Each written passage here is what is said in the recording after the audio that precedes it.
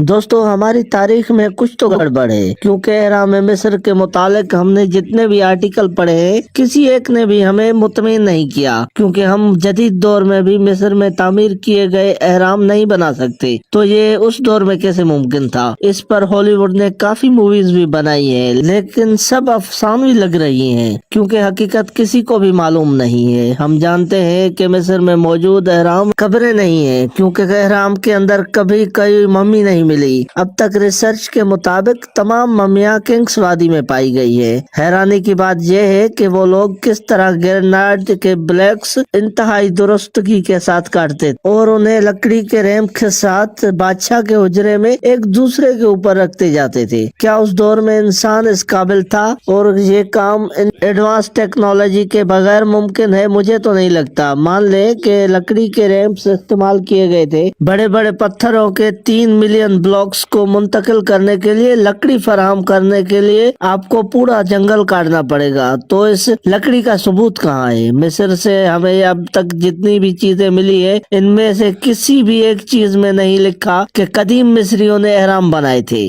تو اہرام کس نے بنائے؟ انہیں تقریباً 3 ملین پتھروں کی کھدائی، پھر انہیں کاٹنے اور اٹھانے کے لیے تقریباً کتنے غلام اور مزدوروں کی ضرورت ہوئی ہوگی؟ یعنی 3 ملین پتھروں کو اٹھانے کے لیے یقیناً اس سے زیادہ غلام درکار ہوں گے، لیکن اس زمانے میں اتنی آبادی کہاں تھی؟ چلو مان لیتے ہیں کہ کام یہ مزدوروں نے ہی کیا، لیکن ٹیکنالوجی کے بغیر پورے اہرام کو صحیح شمال کی سمت میں کیسے رکھا گیا، جبکہ 4000 سال پہلے تعمیر کرنے والوں کو ویل کے بارے میں شاید معلوم بھی نہیں تھا؟ تو ویل کے بغیر سب کچھ کیسے ممکن ہوا؟ جس درستگی کے ساتھ پتھر رکھے گئے ہیں وہ تو بے مثال ہے، اور تمام ٹیکنالوجی کے باوجود عصر حاضر کے معماروں نے اب تک ایسا کوئی کارنامہ کیوں نہیں انجام دیا؟ تو اس وقت کیسے ممکن تھا؟ دنیا بھر کے تمام مانگنے کے ڈھانچے کے بارے میں کیا خیال ہے؟ وہ ایک جیسی تکنیک کے ساتھ ایک ہی جیومیٹری کیوں بنا رہے تھے؟ اس کے علاوہ پانی کے اندر پائے گئے جاپان کے اہرام کے بارے میں کیا خیال ہے؟ یعنی اس اہرام مصر کے حوالے سے، اس اسٹرکچر کے حوالے سے آپ جتنا بھی سوچتے جاتے ہیں آپ کے ذہن میں نئے سے نئے سوالات ابھرتے جاتے ہیں، لیکن ان سوالات کا کوئی قابل تشفی سا جواب نہیں ملتا۔ اس سے تو یہی نتیجہ نکلتا ہے کہ انسانی تاریخ کا کچھ حصہ